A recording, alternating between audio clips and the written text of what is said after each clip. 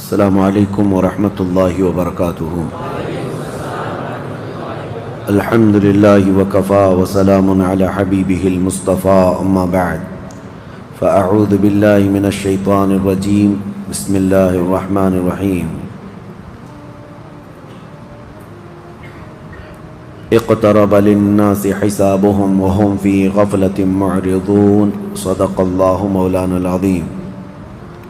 یا ایہا الناس اتقوا ربکم ان زلزلۃ الساعۃ شیء عظیم، صدق اللہ مولانا العظیم۔ ان اللہ وملائکتہ یصلون علی النبی یا ایہا الذین آمنوا صلوا علیہ وسلموا تسلیما۔ اللہم صل علی سیدنا محمد معدن الجود والکرم وآلہ واصحابہ الکرام وابنہ الکریم وبارک وسلم صلاۃ دائمۃ سرمدا ابدا۔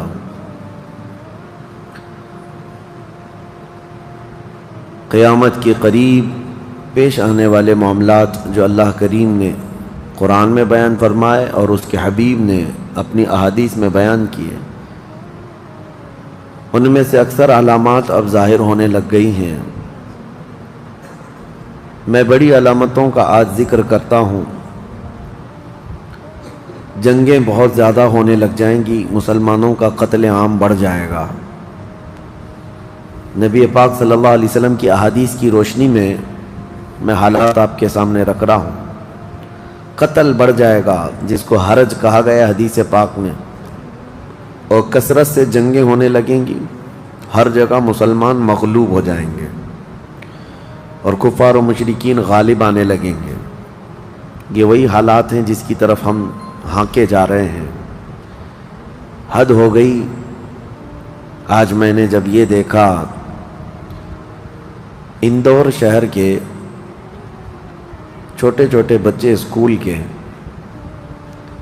تیسری یا چوتھی جماعت میں جانے والے 4 لڑکے مل کر کسی مندر کے پاس جاتے ہیں، اس میں ایک مسلمان لڑکا، باقی 3 ہندو ہیں۔ مسلمان لڑکے کو انہوں نے کپڑے کھول کر کے پیٹنا شروع کیا، مارنے لگے۔ چھوٹی سی عمر کے بچے ہیں، اور اس کے بعد اس سے کہنے لگے کہ ہمارے بھگوان کا نام لینا شروع کر دیں۔ یہ چیز جو عام طور پر ہو رہی ہے اب بچوں میں منتقل ہو گئی، یہ زہر۔ پھر اس کے بعد معاملات بڑھے، ان تینوں کو بھی اریسٹ کیا گیا، گرفتار کیا گیا، لیکن یہ زہر آ کیسے رہا ہے چھوٹے بچوں کے دماغ میں۔ اسی طرح سے دلی کا ایک واقعہ، چھوٹی سی 10 سال کی ایک لڑکی بچی ہے، اسکول میں ایڈمیشن ہوا ہے، دوسرے ہی دن اس کو دوسری نان مسلم لڑکیوں نے تانا مارنا شروع کیا کہ مسلمان گندے ہوتے ہیں۔ وہ بھولی بھالی بچی اپنی ماں سے آ کر کے پوچھنے لگی کہ کیا ایسا ہوتا ہے کہ مجھے مسلمان ہونے پر لوگ اس طرح سے گالیاں دے رہی ہیں اسکول میں۔ انہوں نے انتظامیہ سے شکایت کی، پھر معاملہ آگے بڑھا، وہاں پر بھی کارروائی جو نام پر ہونی تھی ہوئی۔ لیکن میں یہ مثالیں اس لیے رکھ رہا ہوں کہ زہر اتنا بڑھ چکا، اب نیتاؤں میں نہیں، اب بڑے پہلوانوں میں نہیں، اب بچوں میں بھی یہ زہر آ گیا ہے۔ اور یہی حالات روزانہ آپ کو دیکھنے ہیں ابھی۔ اس کے لیے آپ اپنے ذہنی طور پر تیار ہو جاؤ، منافقت مت کرنا۔ قیامت کے قریب ہم آزمائش کے دور میں آ چکے ہیں۔ جب بچوں میں یہ زہر بھر دیا گیا ہے تو اب یہ بچے جب جوان ہوں گے تو یہ اور زیادہ زہریلے ہو جائیں گے۔ وہ چہرہ بھی ہمارا دیکھنا پسند نہیں کریں گے، کیونکہ ماحول ایسا بنایا جا رہا ہے۔ اس ماحول کے بنانے میں بہت ساری چیزیں ذریعہ ہیں، فلمیں بھی ہیں، سیریلز بھی ہیں، انٹرنیٹ بھی ہیں، سوشل میڈیا بھی ہے، نیتاؤں کے بھاشن بھی ہیں، اور کٹر سادھوؤں کے پرووک کرنے کے طریقے بھی۔ یہ سب چیزیں مل کر کے بچوں کے دماغ کو زہریلا بنایا جا رہا ہے۔ اب یہ صرف اور صرف ہمارے ملک کا مسئلہ نہیں، یہ پوری دنیا کا مسئلہ ہے۔ ابھی آپ کو پتہ ہوگا چند سالوں قبل نیوزی لینڈ میں ایک آدمی مسجد میں داخل ہوا اور لائیو سٹریم کرتے ہوئے نمازیوں کو گولی مارتا گیا۔ تقریباً 50 لوگ اس کی گولی سے مر گئے تھے مسجد میں، اور اس کی شوٹ کرنے کا اس نے لائیو سٹریم بھی چالو رکھا ہے. وہ لائیو دکھاتا بھی رہا اور شوٹ کرتا رہا. ایک آدمی کا اس طرح کسی مسجد میں گھس کر کے 50 کے قریب نمازیوں کو مار ڈالنا، یہ کون سی مانسکتا تھی؟ یہ کون سا ذہن تھا؟ وہ بھی اریسٹ ہوا اور اس کو اپنے کیے پر پچھتاوا نہیں تھا، اسی لیے کہ برسوں وہ اس آگ میں جل رہا تھا کہ مسلمان ایسے ہوتے ہیں، مسلمان ایسے ہوتے ہیں. تمہارے متعلق یہ زہر جو پھیلایا جا رہا ہے، یہ کوئی حادثہ نہیں ہے، اتفاق نہیں ہے، یہ ہونا ہے. اب میں آپ کو جو چیز عرض کر رہا ہوں اس کے انتظار میں ہم رہتے ہیں. اللہ سے دعا بھی یہی کرتے ہیں کہ جنگیں جب بڑھ جائیں گی، ہر جگہ مغلوب ہونے لگ جائیں گے، ظلم اتنا ہو جائے گا کہ تمہاری گردنوں پر کرسیاں رکھی جائیں گی. آج بھی دیکھیں جو حالات ابھی ہمارے ملک میں چل رہے ہیں، اور اس پر کسی کو بولنے کی بھی اجازت نہیں ہے. تم ناانصافی کے خلاف آواز بھی نہیں اٹھا سکتے. اتر پردیش میں 144 ہے، پورے صوبے پر، پورے اسٹیٹ میں کرفیو نافذ ہے کہ کوئی ٹپنی بھی نہ کرے. سب کے سوشل میڈیا سائٹس کو پر سائبر پولیس کی نظر، ساری چیزیں اپنی جگہ پر. لیکن میں یہ کہتا ہوں سب کر لو، لیکن جو حق بات ہے وہ ہم آخری سانس تک کرتے رہیں گے انشاءاللہ. گیدڑ کی 100 سالہ زندگی سے شیر کی ایک دن کی زندگی بہتر ہے. ڈر کے، چھپ کے، مصلحتوں کے چکر میں کب تک جینا ہے اس دنیا میں؟ موت تو آنی ہے نا ایک دن، موت تو آنی ہے. تو کیوں نہ ہم اپنی اس حقانیت کو بڑھ چڑھ کر اعلان کر کے مریں؟ جب جنگیں زیادہ ہو جائیں گی اور ہر جگہ سے ظلم بڑھتا جائے گا، یہاں تک کہ عرب میں بھی کوئی اسٹرانگ حکومت نہیں ہوگی. یہ حدیثوں کی روشنی میں اب میں آپ کو بتا رہا ہوں. وہ تو ابھی نظر آ رہی ہے کوئی اسٹرانگ حکومت نہیں، وہ کٹ پتلی ہے. کبھی اس کو امریکہ ہانکتا ہے، کبھی رشیا ہانکتا ہے، کبھی چائنا ہانکتا ہے. تو یہ عرب میں کوئی اسٹرانگ حکومت، مضبوط حکومت نہیں ہوگی. اور مسلمان جب زیادہ قتل ہونے لگیں گے تو سب اکثر ہجرت کر کر کے مدینے چلے جائیں گے. جو بچے ہوئے ہوں گے وہ مدینہ طیبہ کی طرف ہجرت کر جائیں گے. اب مدینہ طیبہ میں مسلمان رہ رہے ہوں گے، کیونکہ میرے آقا صلی اللہ علیہ وسلم کی حدیث ہے، ان الایمان لا یأذر الی المدینہ کما تأذر الحیۃ الی جحرها. ایمان جو ہے مدینے سے نکلا ہے اور گھوم پھر کر کے پوری دنیا سے ایمان واپس مدینے میں ویسے ہی آ جائے گا جیسے سانپ اپنے سوراخ میں واپس آتا ہے. ایمان والے سب مدینے پہنچ جائیں گے. اب وہاں جانے کے بعد لوگوں میں یہ بات کثرت سے پھیل جائے گی کہ اب ان حالات کا مقابلہ کرنے کے لیے ہمیں کیا کرنا چاہیے. بہت مجبور ہو چکے، کوئی راستہ نظر نہیں آتا. تو اس وقت جو مدینے میں تھے علماء، صلحاء، سب بیٹھ کر کے مشورہ کرتے ہیں کہ ہم کو امام مہدی کو تلاش کرنا ہوگا. اور یہ وہ زمانہ ہوگا جب امام مہدی مدینے میں پیدا ہو چکے ہوں گے. یہ وہ زمانہ ہوگا جب امام مہدی مدینے میں ہوں گے. امام مہدی جن کی بشارت اللہ کے نبی صلی اللہ تعالیٰ علیہ وسلم نے اپنی حدیثوں میں عطا فرمایا، ان کا نام حضور کے نام پر ہوگا، ان کا نام محمد ہوگا، اور ان کے والد کا نام بھی حضور کے والد کے نام پر ہوگا. اور اللہ کریم کی طرف سے بھیجے جانے والے اس روئے زمین کے وہ آخری خلیفہ راشد ہوں گے. مدینہ طیبہ میں وہ ہوں گے لیکن وہ اپنے آپ کو چھپا کر کے رہ رہے ہوں گے. اب لوگ جب انہیں تلاش کرنے ہوں گے، اس دوران کئی جھوٹے مہدی بھی تیار ہوں گے، کیونکہ امام مہدی کا چیپٹر سب نے پڑھا ہے. جھوٹے مہدی دعویٰ کریں گے لیکن مار کھائیں گے، مریں گے، جیلوں میں جائیں گے. یہ جھوٹے مہدیوں کا یہی ہوتا رہے گا. امام مہدی اپنے آپ کو چھپا رہے ہوں گے کہ کہیں لوگ مجھے پکڑ کر حاکم نہ بنا لیں، امام نہ بنا لیں. اب لوگ جب تلاش زیادہ کر دیتے ہیں تو پھر امام مہدی کو کچھ لوگ مدینہ طیبہ میں پہچاننے لگتے ہیں. تو تو امام مہدی مدینہ چھوڑ کر مکہ آ جاتے ہیں، مکہ ہجرت کر کے آ جاتے ہیں۔ اپنے آپ کو چھپا کر کے رہ رہے تھے مکہ مکرمہ میں، یہی رمضان کا موقع، وہ خانہ کعبہ کا طواف کر رہے ہوں گے، حجر اسود کے قریب لوگ۔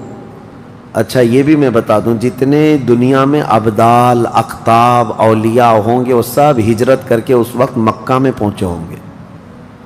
مکہ میں سارے اولیاء ہوں گے اس وقت، اور طواف کے دوران سب لوگ پہچان لیں گے امام مہدی کو اور ان کو پکڑ لیں گے، اور ان کا ہاتھ پکڑ کر سارے لوگ کہیں گے اب ہم آپ کے ہاتھ پر بیعت کرتے ہیں، آپ امام برحق ہیں اور آپ ہمارے حاکم ہو جائیں۔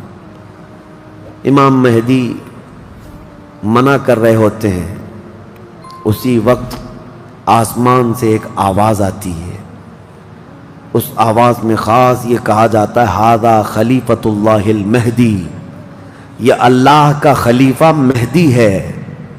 اس آواز کو سن کر سب ٹوٹ پڑتے ہیں، امام مہدی سب کو بیعت کرتے ہیں، پھر واپس یہی قافلہ لے کر مدینے پہنچتے ہیں روضہ رسول پر۔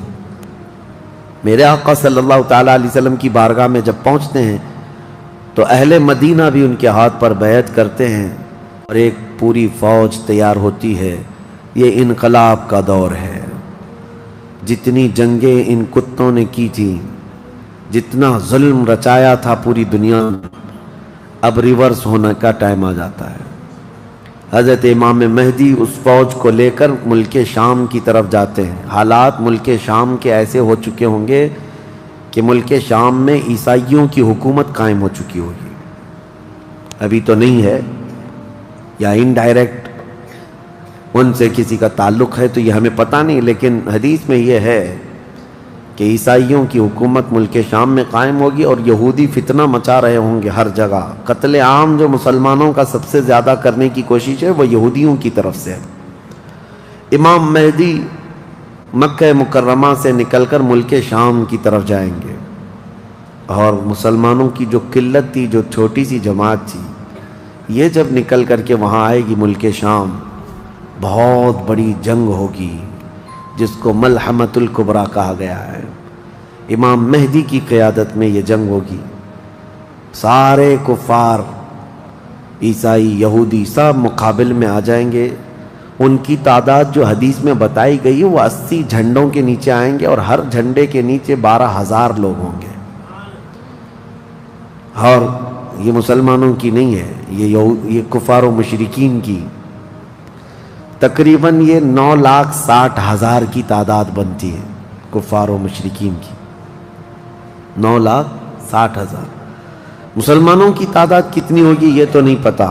اس کے بعد جنگ جب شروع ہوتی ہے، پہلے دن مسلمانوں کا 1/3 حصہ میدان چھوڑ کر بھاگ جاتا ہے، جو کمزور دل تھے وہ چلے جائیں گے، اور ان کے متعلق کہا گیا ہے کہ یہ ایسے لوگ ہوں گے جن کی توبہ کبھی نہ قبول ہوگی، اور روئے زمین کے سب سے بدترین لوگ ہوں گے، وہ سب سے بدترین لوگ ہوں گے جو میدان چھوڑ کر بھاگ چکے ہوں گے۔ 1/3 دوسرے دن 1/3 شہید ہو جائیں گے، قتل ہو جائیں گے۔ تیسرے دن اللہ تعالیٰ اس مومنین کی قلیل جماعت کو فتح مبین عطا فرمائے گا، اور اس کے بعد ملک شام کے سارے انتظامات امام مہدی کے ہاتھ میں ہوں گے۔ دمشق جب وہ آئیں گے، دمشق کی جامع مسجد سے امام مہدی اپنے انتظامات و انصرامات کو سنبھالیں گے، پھر وہاں سے امام مہدی اسی فوج کو لے کر قسطنطنیہ جو موجودہ استنبول ہے اس کو فتح کرنے کے لیے نکلیں گے۔ اس وقت وہ بھی عیسائیوں کے ہاتھ میں ہوگا۔ اب جب امام مہدی یہاں آئیں گے، صرف ایک ہی دن میں قسطنطنیہ یعنی استنبول فتح ہوگا، اور اس کی بھی کیفیت بتائی گئی ہے، مسلمانوں کے صرف نعرے تکبیر سے فتح ہوگا، صرف اس لیے کہ ایسی ہیبت طاری ہوگی ان کفار و مشرکین کے دلوں میں، پورا شہر فتح ہوگا۔ امام مہدی یہ شہر فتح کر کے واپس ملک شام آئیں گے، دمشق میں آئیں گے۔ اب یہ وہ وقت ہوگا جب امام مہدی مسجد سے انتظامات و انصرامات سنبھال رہے ہیں، اور کثیر جنگیں اس وقت بھی ہوں گی، لیکن ہر جنگ میں اللہ تعالیٰ امام مہدی کو فتح عطا فرمائے گا، ہر جنگ میں۔ اور یہودی دسیسہ کاری کر رہے ہوں گے، امام مہدی کو ختم کرنے، قتل کرنے کی بہت کوششیں کر رہے ہوں گے، پھر امام مہدی ان یہودیوں سے لڑتے رہیں گے۔ اس وقت اللہ کی بارگاہ میں امام مہدی بھی دعا کرتے ہیں کہ مولا ان ظالموں سے ہمیں نجات عطا فرما۔ اور یہودی بھی جگہ جگہ اس بات سے پریشان ہوں گے کہ امام مہدی نے ان کا بیڑا غرق کر رکھا ہے، جہاں جاتے ہیں مقابل میں یہ شکست کھاتے ہیں، مر جاتے ہیں، اور ان کے مقابل میں کوئی آ نہیں پا رہا ہے۔ تو پھر ایران کے ایک علاقے میں یہ یہودی کثرت سے دعا میں مشغول ہوں گے۔ یہ وہ زمانہ ہوگا جب عراق اور شام کے بیچ میں دجال ظاہر ہوگا، دجال، جس کے متعلق حدیث پاک میں تفصیلاً بہت ساری باتیں آئی ہیں۔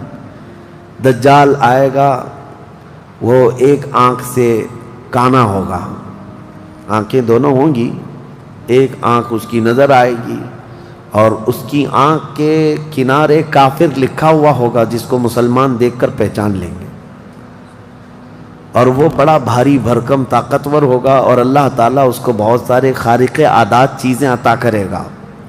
وہ ظاہر ہوگا اور سب سے پہلے یہودیوں میں آ کر کے ہی بیعت لے لے گا، یعنی اپنے آپ کو پہلے رسول بنائے گا، اور پھر سارے یہودی، حدیث پاک میں تو ہے کہ اصفہان ایران کے 50,000 یہودی اس کی فوج میں شامل ہوں گے، ہاں، جس کو یہ مسیحا کہتے ہیں، اور اس کے انتظار میں بلیاں چڑھا رہے ہیں۔ یہ ظاہر ہوگا عراق اور شام کے بیچ میں ہے، اور پھر یہ سب یہودی دجال کی فوج میں شامل ہوں گے۔ دجال ایسے نکلے گا روئے زمین پر، حدیث پاک میں یہ سب ملتا ہے کہ وہ آسمان سے گاہے گا تو آسمان سے بارش برس جائے گی، زمین سے سبزہ نکلنے لگے گا، کسی کو مار کے دوبارہ زندہ کر کے دکھائے گا، یہ سب چیزیں وہ کر کے دکھائے گا، یہاں تک کہ چلتے چلتے زمین سے کہے گا تیرے اندر جتنے خزانے ہیں نکال، زمین پورے خزانے باہر کرے گی، اور جب وہ آگے چلتا رہے گا تو یہ خزانے شہد کی مکھیوں کی طرح اس کے پیچھے جھنڈ کی طرح چلتے ہوں گے خزانے، اور دنیا کے لالچی لوگوں کو ایک سکہ ہی چاہیے بس، جس کے پاس مال ہے اس کے پیچھے غلامی ہے۔ بہت بڑا فتنہ ہوگا، بہت بڑی آزمائش ہوگی، لیکن جو ایمان والے ہیں حدیث میں ہے اس دن بھی وہ نہیں بہکیں گے، اس دن بھی وہ نہیں بہکیں گے، وہ غضب کا ایمان ہوگا ان لوگوں کا۔ حضور صلی اللہ تعالیٰ علیہ وسلم نے فرمایا دجال کے فتنے سے مقابلہ کرنے والے جو مومن ہوں گے نا، اس کا فتنہ دیکھ کر کے بھی ایمان پر قائم ہوں گے، ان کے لیے حضور نے فرمایا وہ بغیر حساب کے ہی جنت میں جائیں گے، ان کا حساب نہیں ہوگا، وہ بنا حساب کے جنت میں جائیں گے۔ تو دجال روئے زمین پر گھوم رہا ہوگا اور فتنہ مچا چکا ہوگا، اور پہلے تو رسول کہتا رہا، اس کے بعد پھر خدائی کا دعویٰ کرے گا کہ میں خدا ہوں۔ اس کی خدائی کو ماننے والے وہ یہودی بھی ہوں گے، عیسائی بھی ہوں گے، بہت سارے مسلمانوں میں بھی گمراہ ہو چکے ہوں گے، جن کا پہلے سے ایمان مضبوط نہیں تھا وہ اس کے پیچھے چل پڑیں گے، وہ ہزاروں کی تعداد میں لوگوں کو کافر بنا چکا ہوگا۔ میرے عزیزو، دجال تو بہت بڑی بڑی چیزیں دکھا رہا ہے، آسمان سے بارش برسا کر کے، زمین سے سبزہ اگا کر کے، اور اس وقت کئی لوگ گمراہ ہو جاتے ہیں۔ یہاں تو چھوٹی موٹے باباؤں کے پیچھے گمراہ ہوتے ہیں، آج تو چٹی نکال کر دکھا رہا ہے بابا، تو بھیڑ لگ چکی ہے کہ تم کیا کھائے ہو، کیا پیے ہو، کیا سوچ رہے ہو، چٹی میں نکال کر کے دکھاؤں گا۔ چٹی والے بابا کے پیچھے ہی ہزاروں چلے جاتے ہیں، تو دجال والے بابا کے پیچھے کتنے جائیں گے؟ لیکن حدیث پاک کی روشنی میں مفسرین نے، محدثین نے فرمایا کون لوگ اس دن محفوظ رہیں گے، کون لوگ اس دن محفوظ رہیں گے؟ دجال کی شکل جیسی بھی ہو، لیکن وہ جو چیزیں خارق عادات دکھا رہا ہوگا لوگ اچنبے سے دیکھ رہے ہوں گے۔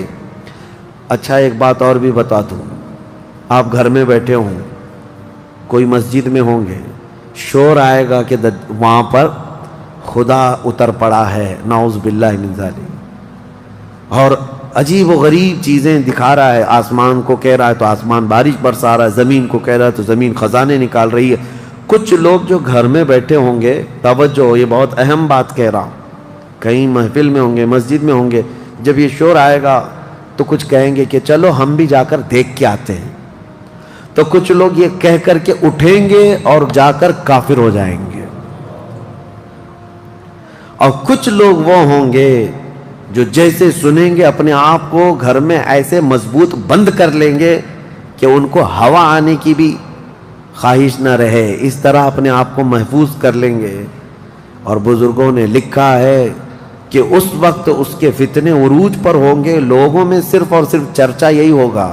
اسی لیے میں اکثر یہ میڈیا کو دجالی میڈیا کہتا ہوں، اس کی وجہ یہی ہے کہ دجال کے آدھے سے زیادہ کام یہ میڈیا والے کرتے ہیں، سب جگہ پھیلائیں گے افواہیں، بہت جھوٹ کو سچ کر کے دکھاتے رہیں، سچ کو جھوٹ کر کے دکھاتے رہیں، یہ میڈیا یہی سب کام کرتی رہے گی۔ اس وقت کون لوگ محفوظ رہیں گے؟ بزرگوں نے لکھا ہے دجال کے قریب بھی جائے گا کوئی بندہ لیکن اس کو دیکھ کر نہیں گمراہ ہوگا، تو یہ کون ہوگا؟ جس کا سینہ حضور کی محبت سے بھرا ہوگا، یہ وہی ہوگا جس کے لیے اعلیٰ حضرت نے فرمایا نا، تیرے قدموں میں جو ہیں غیر کا منہ کیا دیکھیں، حضور کے قدموں میں جو پڑے ہیں وہ غیر کا منہ کیا دیکھیں، کون نظروں میں جچے دیکھ کے تلوا تیرا۔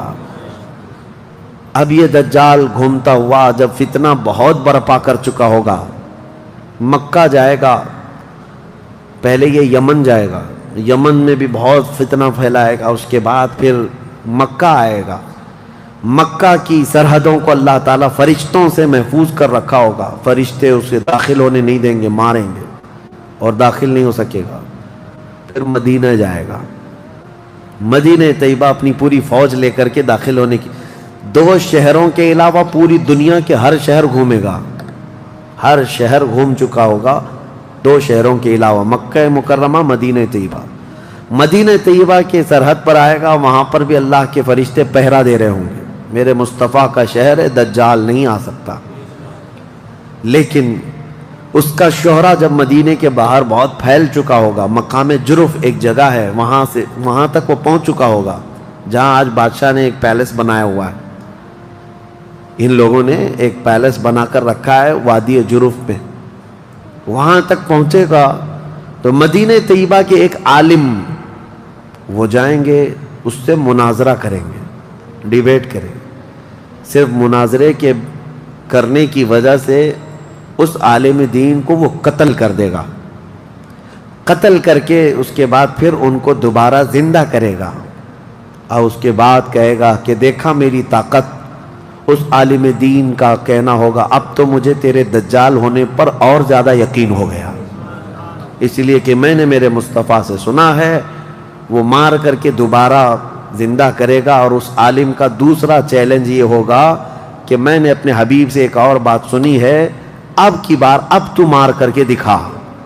دوسری بار حدیث پاک میں ہے دوسری مرتبہ اس عالم کو قتل کرنے کی 1000 کوشش کرے گا لیکن مار نہیں سکے گا۔ وہ عالم ربانی بیان کریں گے، اللہ کے نبی صلی اللہ علیہ وسلم کی بیان کی ہوئی علامات یہی ہیں، ایک بار قتل کر کے اٹھائے گا لیکن دوبارہ وہ مار نہیں سکے گا۔ یہ فتنہ پھیلا ہوگا دجال کا، اور یہ گھومتے پھرتے ملک شام پہنچے گا جہاں امام مہدی ہوں گے۔ امام مہدی یہودیوں سے جنگ کرتے کرتے اور دجال کے فتنوں سے فیس کرتے کرتے وہاں پر ہوں گے، ملک شام میں، دمشق میں، دعا کر رہے ہوں گے اللہ ان کے فتنوں سے بچا۔ ایک عصر کی نماز ہوگی، جب امام مہدی نماز کے لیے جا رہے ہوں گے، 2 فرشتوں کے پروں پر ہاتھ رکھتے ہوئے سیدنا عیسیٰ علیہ السلام اتر جائیں گے۔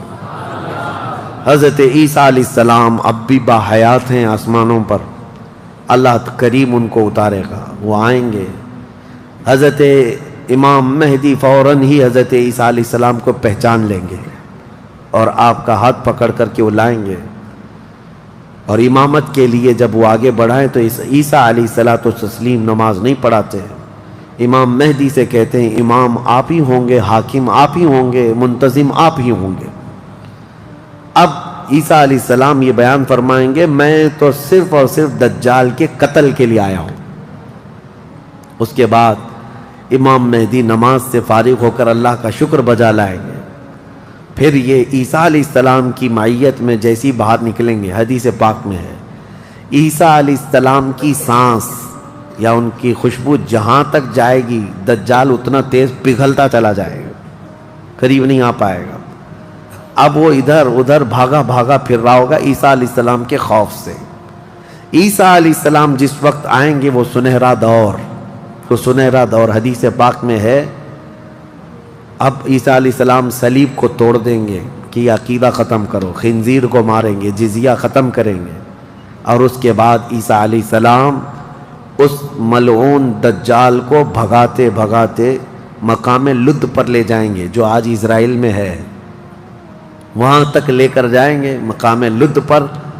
عیسیٰ علیہ السلام اس کو اپنے تیر سے ماریں گے، ختم ہو چکا ہوگا۔ دجال کے جتنے ہمراہی تھے ان کو بھی عیسیٰ علیہ السلام ختم کر دیں گے۔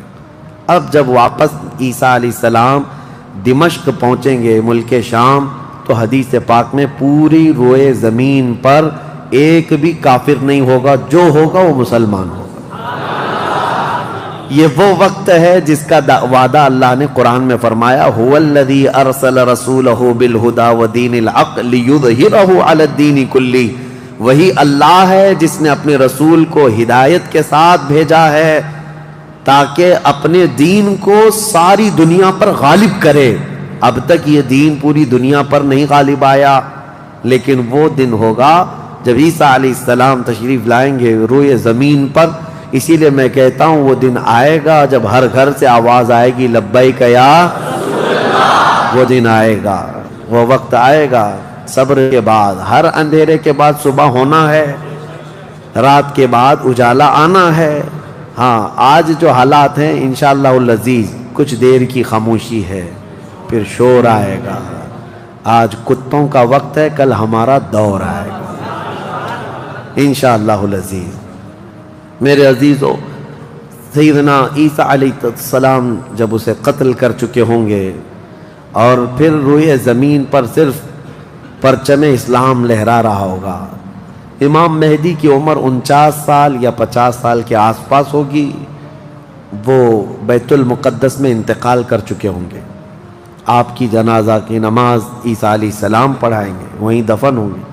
پھر عیسیٰ علیہ السلام مومنین کو لے کر مدینہ طیبہ کا رخ کریں گے۔ جب نبی پاک صلی اللہ علیہ وسلم کے روضے کے پاس عیسیٰ علیہ السلام آئیں گے، عیسیٰ علیہ السلام نکاح بھی فرمائیں گے، آپ کی اولاد بھی ہوں گی، لیکن مدینہ طیبہ میں آپ کا انتقال ہوگا اور میرے آقا کے حجرے میں دفن ہوں گے۔ حضور صلی اللہ علیہ وسلم کا حجرہ روضہ مبارکہ، اس میں ایک جگہ عیسیٰ علیہ السلام کی باقی ہے، سیدنا عیسیٰ علیہ السلام وہاں دفن ہوں گے۔ لیکن ایک بات میں آپ کو بتا دوں، عیسیٰ علیہ السلام اس وقت بھی نبی ہی رہیں گے، ان کا جو منصب نبوت ہے وہ ہے، لیکن شریعت ان کی نہیں چلے گی، میرے مصطفیٰ کی ہوگی۔ شریعت صرف میرے مصطفیٰ کی ہوگی، اس لیے کہ جس دن میرے آقا پیدا ہوئے اس دن سے لے کر قیامت تک صرف ایک ہی سکہ چلنا ہے، آئی نئی حکومت سکہ نیا چلے گا، عالم میں رنگ بدلا صبح شب ولادت۔ عیسیٰ علیہ السلام کے انتقال کے بعد اب کیا ہوگا؟ اب کیا ہوگا؟ آپ دفن ہو چکے ہوں گے، قیامت قریب آ چکی ہوگی۔ اب اس کے بعد معاملہ یہ ہوگا کہ اللہ تبارک و تعالی قوم یاجوج ماجوج کو پیدا کرے گا۔ ہاں اس میں بیچ میں ایک روایت یہ بھی ہے کہ عیسیٰ علیہ السلام کو اللہ تبارک و تعالی حکم فرمائے گا کہ میں ایک ایسی قوم بھیج رہا ہوں جو دنیا میں فساد مچائے گی، جو مومنین ہیں ان کو لے کر کوہ طور پر چلے جائیں۔ عیسیٰ علیہ السلام کوہ طور کی طرف مومنین کو لے کر جائیں گے، لیکن اس وقت زمین پر یاجوج ماجوج ایک قوم ہے، یہ دو لوگ نہیں ہیں۔ بہت سارے لوگوں کے ذہن میں ایسی بات آتی یاجوج ماجوج دو آدمی ہوں گے، دو آدمی نہیں ہے، بہت بڑی فوج ہے، بہت بڑی فوج ہے، اور یہ ابھی موجود ہے۔ یافس بن نوح کی اولاد میں سے یہ ایک جزیرے میں قید ہے، وہ واللہ عالم، لیکن قرآن میں 16ویں پارے میں اس کا ذکر ہے کہ حضرت سکندر ذوالقرنین نے ایک لوہے کی پگھلا کر کے پہاڑوں کے بیچ دیوار بنا کر ان کو قید کر رکھا، یہ قوم آ نہیں سکتی۔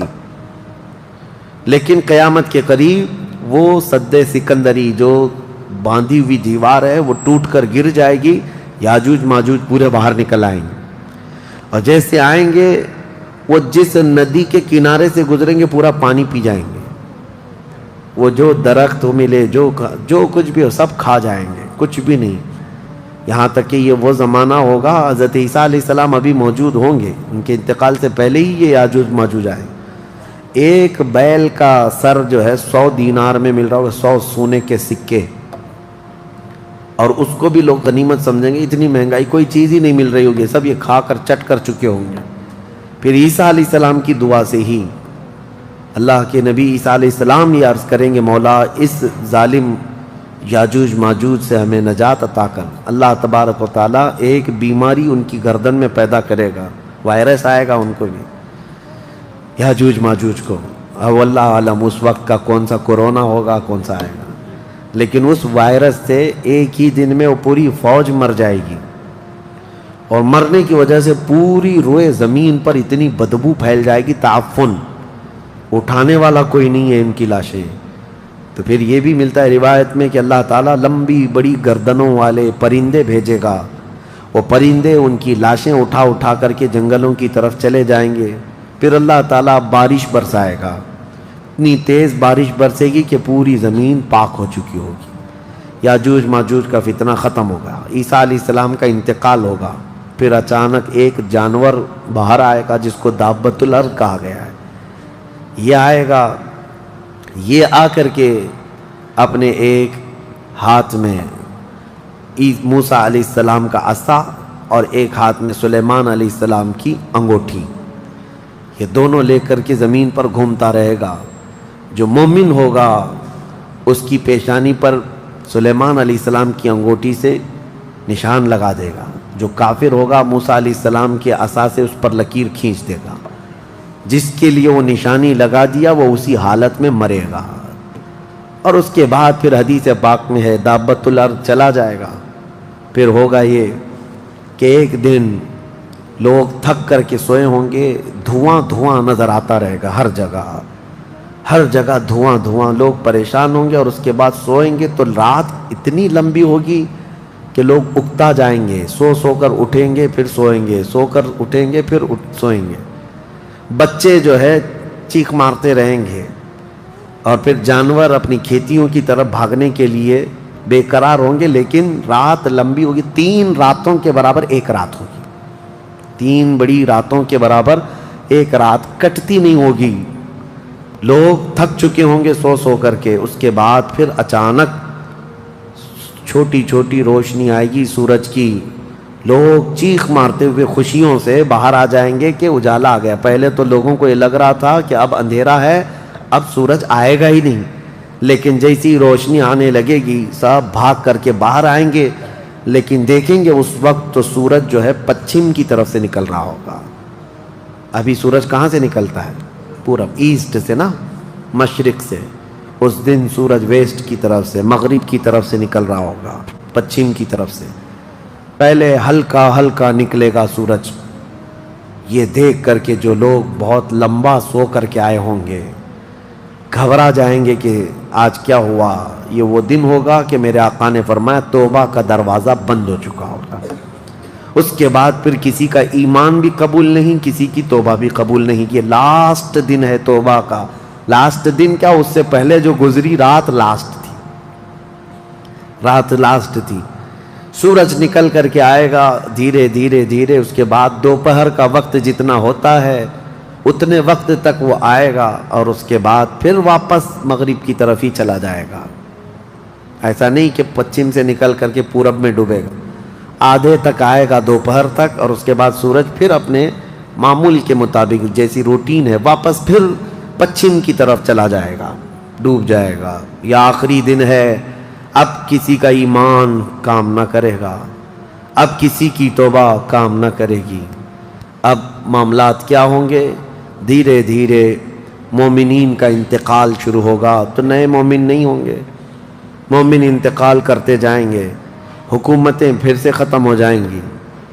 ایک روایت یہ بھی ملتی ہے جہجہ نام سے ایک اور بزرگ جو حکومت کریں گے چند سال، لیکن اس کے بعد پھر عادل حکمران نہیں آئیں گے، ختم ہوتے چلے جائیں گے۔ اب مسلمانوں کی تعداد جب گھٹنے لگے گی تو پھر بے حیائی بہت بڑھ جائے گی، اتنی کہ کھلے عام زمین پر سب کچھ ہونے لگے گا، ننگا پن جانوروں کی طرح لوگ زنا کرتے رہیں گے، سڑکوں پر، روڈوں پر، راستوں پر سب کھلے عام گناہ ہو رہے ہوں گے، بے حیائی بڑھ چکی ہوگی، یہاں تک کہ حبشیوں میں سے، کالے لوگوں میں سے ایک جماعت جائے گی خانہ کعبہ کو بھی گرا دے گی۔ یہ وہ زمانہ ہوگا جب مومنین ختم ہو چکے ہوں گے۔ اب اس کے بعد ایک ٹھنڈی ہوا چلے گی، نرم، اس کے متعلق فرمایا گیا ہے بہت نرم ہوا، میٹھی ہوا چلے گی، اور پوری دنیا میں چلے گی۔ جو مومن ہوگا وہ ہوا ان کے بغلوں سے گزرے گی تو وہ اسی وقت انتقال کر جائیں گے۔ ایمان والے ختم ہو چکے ہوں گے۔ اب میرے آقا صلی اللہ علیہ وسلم فرماتے ہیں روئے زمین پر اللہ اللہ کہنے والا کوئی بھی باقی نہیں رہے گا۔ یہ اینڈ لاسٹ مومنٹ پر میں آ رہا ہوں، ختم ہونے کے قریب ہے، سب مومنین انتقال کر چکے ہوں گے اس ہوا کے بعد۔ اس کے بعد چند سال زندگی گزرتی رہے گی نارمل، لوگ اپنے اپنے کاموں میں مصروف ہوں گے، پھر اچانک ایک دن حضرت اسرافیل علیہ السلام سور پھونکیں گے۔ یہ سور ایک باجے کی شکل کی چیز ہے، دھیمی دھیمی آواز اس کی بڑھتی جائے گی، اب یہ آواز اتنی تیز بڑھے گی کہ دھماکہ ہوگا پوری زمین پر، زلزلہ آ جائے گا، اتنا بڑا زلزلہ آئے گا کہ قرآن میں ہے یوم ترونہا تذہل کل مرضعۃ عما ارضعت وتضع کل ذات حمل حملہا، تم اس دن دیکھو گے حمل والی عورتوں کے پیٹ سے بچے باہر آ جائیں گے۔ ہر آدمی جو دودھ پلانے والی ماں جو ہے بچے کو لے کر بیٹھی ہوگی، اس آواز پر وہ بچے کو اٹھا کر پھینک دے گی۔ کوئی ماں اپنے بچے کو پھینکے گی؟ لیکن وہ دن ہوگا جب ماں اپنے بچے کو پھینک دے گی، حاملہ عورت اس کا پیٹ نکل کر کے بچہ باہر آ چکا ہوگا، لوگ جو کام کر رہے ہوں گے وہیں پر سب اپنے کام چھوڑ چکے ہوں گے، اور اس کے بعد پھر اسی سور کی آواز کے بڑھتے بڑھتے جب زمین میں زلزلے آئیں گے سب ختم ہو چکے ہوں گے، سب کی موت ہوگی۔ پھر اللہ فرماتا ہے وَتَكُونُ الْجِبَالُ كَالْعِهْنِ الْمَنْفُوشِ، پہاڑوں کو دھنی ہوئی روئی کی طرح اڑایا جائے گا۔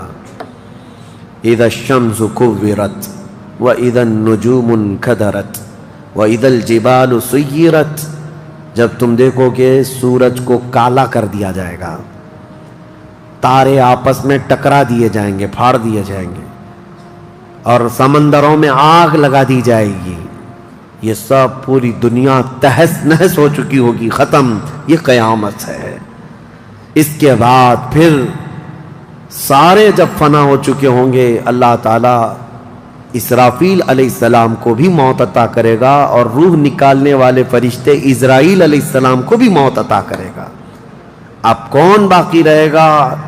کل من علیہا فان ویبقى وجہ ربک ذو الجلال والاکرام، ہر شے فنا ہو چکی ہوگی، باقی رہنے والی ذات صرف تمہارے رب کی ہوگی۔ اس کے بعد مولا کریم کو جب منظور ہوگا اسرافیل علیہ السلام کو اٹھائے گا، اور پھر سور پھونکنے کا حکم ہوگا، دوبارہ سور پھونکا جائے گا۔ اب وہ جو منظر ہے وہ ایک الگ دنیا ہے، وہ ایک الگ دنیا ہے، عالم آخرت ہے۔ جب سور پھونکا جائے گا تو آدم علیہ السلام سے لے کر قیامت تک جتنے انسان جنات آئے تھے سب کو اٹھایا جائے گا۔ حدیث پاک میں ہے اب وہ دوسرے سور سے، نفخہ ثانیہ سے سب سے پہلے جو اٹھے گا میرے آقا صلی اللہ علیہ وسلم اپنی قبر سے اٹھیں گے۔ حضور نے فرمایا دوسرے سور کے بعد میں اپنی قبر سے اس طرح اٹھوں گا کہ میرا ایک ہاتھ ابو بکر کے کندھے پر ہوگا، دوسرا ہاتھ عمر فاروق کے کندھے پر ہوگا۔ اس شان سے میرے آقا صلی اللہ تعالیٰ علیہ وسلم میدان قیامت میں آئیں گے، اور اس کے بعد کے جو مناظر ہیں، ہر آدمی کو کھڑا کر دیا جائے گا، ہر انسان کو میدان میں کھڑا کر دیا جائے گا، اور تمہیں چاہے تم کو مٹی کھا چکی ہو، تم کسی کی غذا بن چکے ہو، تم کو جلا دیا گیا ہو، تم کو پانی میں غرق کر دیا گیا ہو، کسی بھی حالت میں ہو، اور رب قدیر فرماتا ہے جب ہم نے تم کو نطفے سے پیدا کیا پورا انسان، تو تمہارے جلا کر خاک ہو جانے کے بعد تمہاری راکھ سے بھی وہ تم کو دوبارہ زندہ اٹھائے گا. جب تمہیں زندہ اٹھایا جائے گا پھر یہ میدان ہوگا یہاں پر جو کھڑا کر کے حساب کتاب کا دن ہوگا وہ 50,000 سال کے برابر کا ہوگا. اب یہ ایک لمبی داستان ہے میرے عزیزو. وہاں کے جو حالات ہیں اس دن ایک آواز آ رہی ہوگی جس کو قرآن میں اللہ نے فرمایا لمن الملک اليوم. اللہ فرمائے گا آج کی بادشاہت کس کی ہے, آج کی بادشاہت کس کی ہے. پھر مولا خود فرماتا للہ الواحد القہار, ایک قہر کرنے والے خدا کی آج حکومت ہے. جو اکڑتے تھے, جو گھمنڈ کرتے تھے, سب کو کھڑا کیا جا چکا ہوگا. اور فرشتے پکار رہے ہوں گے این الجبارون این المتکبرون, کہاں ہیں غرور میں چلنے والے, کہاں ہیں اکڑ میں رہنے والے, سب جمع ہو جاؤ. سب کے گناہ ان کی پیشانیوں سے ظاہر ہو رہے ہوں گے. کسی کو داغ کر کے فرشتے نشان بنا رہے ہوں گے کہ یہ چور ہے, یہ زانی ہے, یہ شرابی ہے, یہ حرام خوری کرتا رہا. سب کی الگ نشانیاں بنائی جا رہی ہوں گی. اس بھرے محشر کے میدان میں ہمارے لیے کون ہے میرے عزیزو؟ ہم اسی رب ذوالجلال کو منانے کے لیے آج آئے ہیں. اس تصور کے ساتھ اب ہم کھڑے ہو کر اس کا ذکر کریں گے کہ مولا آج ہم تجھے منا رہے ہیں, تو ہم سب سے صلح فرما لے. کل بھری قیامت کے دن ہمیں ننگا اور ذلیل ہونے سے محفوظ فرما لے. اور قیامت کا دن ہوگا انشاءاللہ العزیز میرا رب اسی ذکر کی مجلس کی برکت سے ہماری بخشش کا اعلان فرمائے گا. وہ دن کتنا خوبصورت ہوگا, ذرا تصور کرو کہ اس ذکر کی مجلس کو اللہ تعالیٰ ذریعہ بنائے اور قیامت کے دن جب سب کھڑے ہوں گے لاکھوں کی تعداد میں اور تمہارا نام پکارا جا رہا ہوگا فلاں کا بیٹا فلاں کہاں ہے, تم گردن اونچی کر کے دیکھ رہے ہوں گے کیا ہے میرے حساب میں, کیا ہے میرے پلے میں. تو فرشتے کہیں گے اللہ کی طرف سے حکم آیا ہے, تیرے لیے جنت ہے, تیرے لیے جنت ہے. کھڑے ہو جائیں اور ذکر کے لیے تیاری کریں. وآخر دعوانا الحمدللہ رب العالمین.